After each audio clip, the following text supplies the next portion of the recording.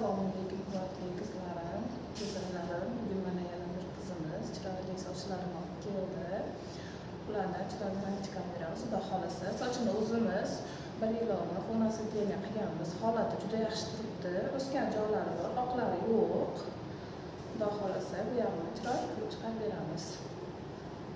Sochlarimiz holati o'zi juda yaxshi holatda turibdi. Bu yerda o'sgan sochlari bor.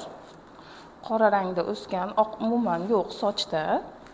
Bu yog'i xudo xolasa o'zlariga yoqadigan rangda chiqaramiz.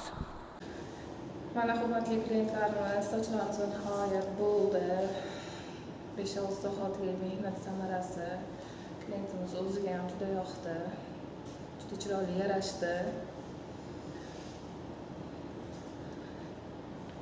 Sochlari shikastlanmadi. Juda ham chiroyli holatda chiqdi, bir xilda.